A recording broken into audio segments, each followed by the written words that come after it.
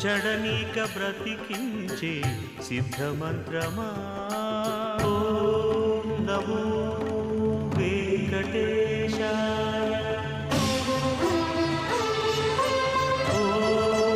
నమో వెంకటేశాయ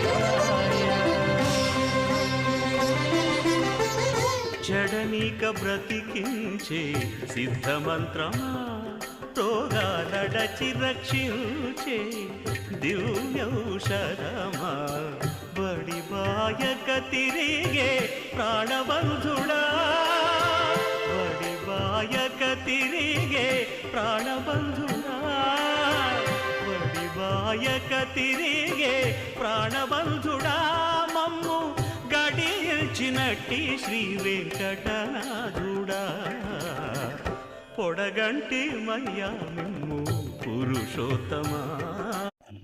కొండ మీద ఉన్న ఊరు. తిరుమల నిర్వహణ హాతీరాజీ మఠం ఆధ్వర్యంలో ఉన్నప్పుడు యాత్రికులకు సౌకర్యాలు ఏర్పరచాలంటే చాలా కష్టమయ్యేది. ఎందుకంటే అక్కడ ఎవరూ ఉండేవారు కాదు. తిరుమలలోనే ఉందామంటే విపరీతమైన చలి. దానికి తోడు ఆ ప్రాంతమంతా అడవిలా ఉండేది. జంతువుల భయం సరే. కొండ మీద ఒక ఊరు తయారైతే ఈ ఇబ్బందులన్నీ అధిగమించవచ్చన్న ఆలోచనతో 1910, 1920 నాటి కాలంలో జన నివాసాలను ఏర్పరిచేందుకు ప్రయత్నించారు. వారికి అవసరం కలిగించేందుకు హాతీరాజీ మఠం భూములు లీజుకు ఇచ్చేది. నెమ్మదిగా ఆలయ చట్టం 4 వీధులతో ఒక ఊరు తయారైంది. మొదట్లో అక్కడి జనాభా 200 నుంచి 300 మంది మాత్రమే స్వామిని చూడవచ్చు. భక్తులకు ఈ కుటుంబాలే మొదట్లో అన్ని సౌకర్యాలు కల్పించేవి. క్రమేణా తిరుమలలో ఉండే వారి సంఖ్య 25,000 వరకు పెరిగింది. 30 ఏళ్ల క్రితం వరకు కూడా వారంతా రోజు సరాసరి మహాద్వారం గుండానే గుడిలోకి వెళ్లేవారు.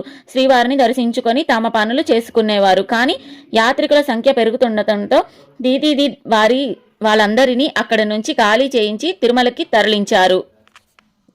ఘాట్ రోడ్ నిర్మాణం 1940 నాటికి తిరుమలకు వచ్చే భక్తుల సంఖ్య మెల్లగా పెరగడం మొదలైంది. అప్పటికి ఉమ్మడి మద్రాస్ ప్రభుత్వం కొండ మీదకు రోడ్డు మార్గం గురించి ఆలోచించింది. బ్రిటిష్ అధికారులు సర్వే బృందాలు వారు తిరుపతి చేరుకున్నారు. 1944 ఏప్రిల్ నాటికి అలిపిరి నుంచి తిరుమల దాకా ఘాట్ రోడ్ నిర్మాణం పూర్తయింది. అదే నెల 10వ తేదీన మద్రాస్ రాష్ట్ర గవర్నర్ ఆర్థర్ హోప్ రోడ్డు మార్గాన్ని ప్రారంభించారు. మొదట్లో ఎద్దుల బళ్ళు, గుర్రపు బళ్ళు తిరిగేవి. దాంతో భక్తులు పని సులువైంది. నెమ్మదిగా దేవస్థానమే తిరుమల తిరుపతి మధ్య 2 బస్సులు ప్రారంభించింది. ఆ సర్వీసు తిరుపతిలోని మొదటి సత్రం నుంచి రోజుకు 3 సార్లు ఉండేవి.